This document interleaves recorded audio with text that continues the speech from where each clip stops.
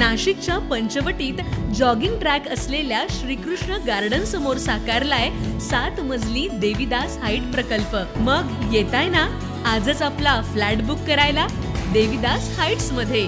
आमचा मोबाईल क्रमांक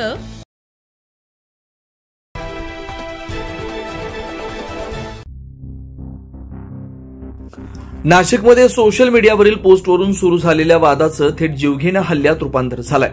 शहरातील अनुसया नगर पंचवटी येथील 17 वर्षीय कार्तिक ठोंबरे आणि त्याचा मित्र आयुष पाटील यांच्यावर परिसरातील काही मुलांनी इंस्टाग्राम पोस्टच्या रागातून हल्ला केला।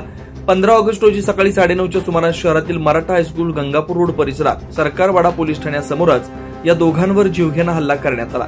या हल्ल्यात आयुष पाटील पळून जाण्यात यशस्वी झाला, मात्र कार्तिक ठोंबरेला जबर मारहाण करण्यात आली। सरकारी रुग्णालयात योग्य उपचार न मिळाल्यानं त्याची आई निर्मला ठोंबरे यांनी कार्तिकला तातडीनं खासगी रुग्णालयात दाखल केलं।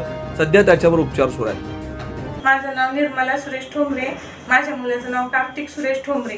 15 ऑगस्टच्या दिवशी 8-8:30च्या दरम्यान त्याच्यावरती इतके गाव झाले की मुलांचं एकाचं प्रिन्स, ओम मुर्तडा, साहिल असे म्हणजे भरपूर मुलं होते, 5-25 जण। पण ह्या 5-10 मुलांनी खूप माझ्या मुलाला मारलं।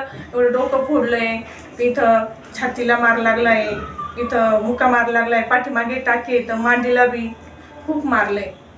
मला एवढं लागलंय की माझा मुलगा बोलू शकत नाही, एवढा सिरियस आहे, इतकं मारलंय। माझ्या मुलाला फक्त न्याय पाहिजे। माझा मुलगा आता अजिबात बोलत नाही आणि सरकारवाड्याच्या समोर झाली ही घटना। आमच्या मुलाला जेव्हा हाणमार झाली तेव्हा आम्ही सिव्हिल मध्ये घेऊन गेलो।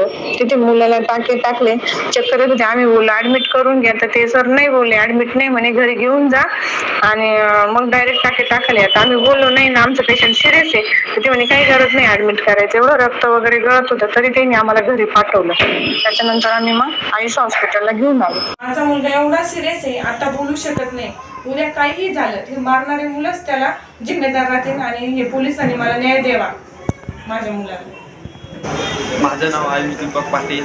आम्ही सकाळी 9-10च्या सुमारास सरकारवाडा पोलीस स्टेशनच्या समोर केटेचर कॉलेज ओम पवार याला पेट्रोल देण्यास आलो होतो। तर पेट्रोल देऊन झाल्यानंतर बाहेर येताच गाडी काढण्यास बाहेर निघालो, तर तिथून आम्हाला 6-7 जणांनी टोळक्याने हल्ला केला व आम्हाला तिथं कोणीच मदत नाही दिली। कार्तिक सुरेश ठोंबरे याच्यावर धारदार जीवघेणा हल्ला केला।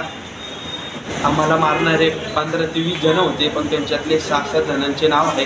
प्रिन्स हा गाडी त्याच्याकडे एक गाडी होती दुचाकी, तो समोर आला आमच्या, तो आम्हाला बोलायला लागला। तो आर्यन मुंगरे नावाचा तो आला, तिने मला 4-5 फटके मारले।